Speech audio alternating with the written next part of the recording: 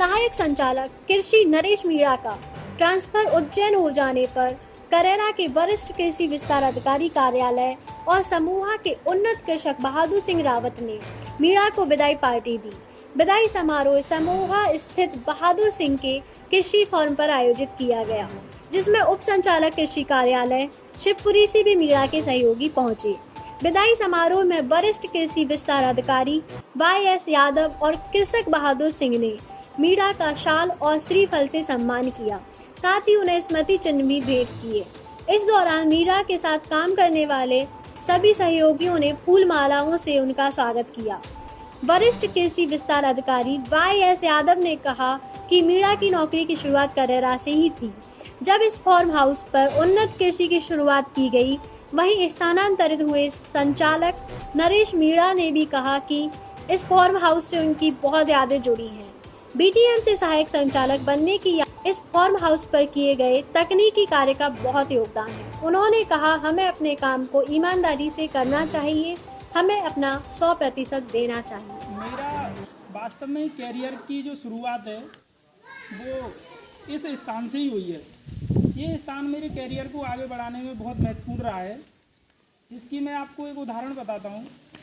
जब हम 2013 में आए थे, मैंने BTM के पद पर ज्वाइन किया था करेरा में, और करीब 3 साल मैंने विकासखंड करेरा में ब्लॉक तकनीकी प्रबंधक आत्मा के रूप में यहाँ काम किया।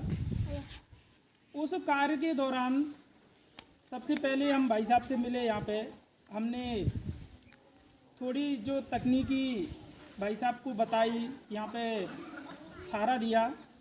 इसमें कोई दो राय नहीं है कि ये सारी आगे बढ़ने की जो सफलता है वो पूरी भाई साहब की मेहनत की वजह से है। लेकिन इस सफलता के पीछे मेरी सफलता कैसी जुड़ी हुई है वो मैं आपको बताऊंगा एक उदाहरण से। यहाँ से जब मैं BTM था तो हमने छोटी छोटी यहाँ पे काफ़ी तकनीकी एक्टिविटी की थी कृषि में। BTM के साथ साथ मैंने कुछ पढ़ाई की और मेरा PSC में सिलेक्शन हो गया। PSC में सिलेक्शन होने के बाद में हमारे समतुल्य नंबर कई लोगों के थे। जो PSC की मेरिट होती है उसमें समतुल्य नंबर कई हमारे साथी लोगों के थे, और वो साथी लोग जो हमारे समतुल्य नंबर वाले थे, बल्कि एक आध नंबर ज़्यादा वाले थे, वो भी सिलेक्शन में नहीं आ पाए। उसका कारण ये रहा कि इंटरव्यू में वो लोग उतने अच्छे मार्क्स नहीं ला पाए, और हमें इंटरव्यू में अच्छे मार्क्स मिले। उसका एक कारण डायरेक्ट भाई साहब के यहाँ सफलताओं की कहानियों से जुड़ा हुआ था।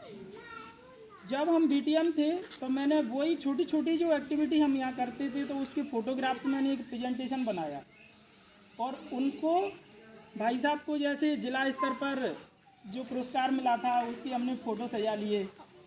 फिर राजमाता विजयराजे सिंधिया कृषि विश्वविद्यालय लेवल पर जो भाई साहब को सम्मानित किया गया था, और उस सम्मानित का एक मेन कारण ये था कि यहाँ पे भाई साहब ने 128 कुंटल धान की पैदावार 5 बीघा में निकाली, जो कि हमारे नेशनल लेवल की प्रोडक्टिविटी से ऊपर होती है।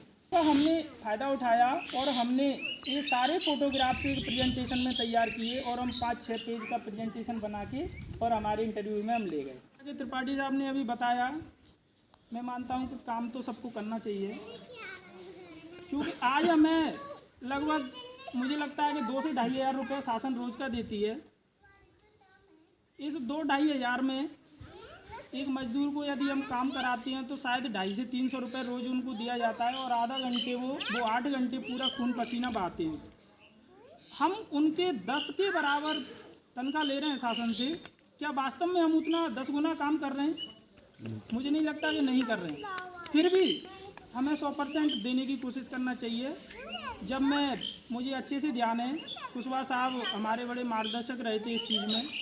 यहीं हम बैठे थे सिलेक्शन के बाद में, जैसा त्रिपाठी साहब ने बताया था अभी, तो यहाँ बैठे थे तो कुशवाहा साहब ने बोले नरेश तुम्हारा सिलेक्शन तो हो गया, लेकिन मुझे खुशी तब मिलेगी तब आप ऑफिस में बैठोगे और किसी भी सेक्शन की फाइल, सच में दो साहब मुझे ऐसे ही बोला था उन्होंने, तुम सफल तब होगे जब ऑफिस में कोई भी सेक्शन की फाइल तुम्हारी टेबल से होके नहीं जाएगी, तब तक आप सफल नहीं होगे। और मैंने शायद वही कोशिश की।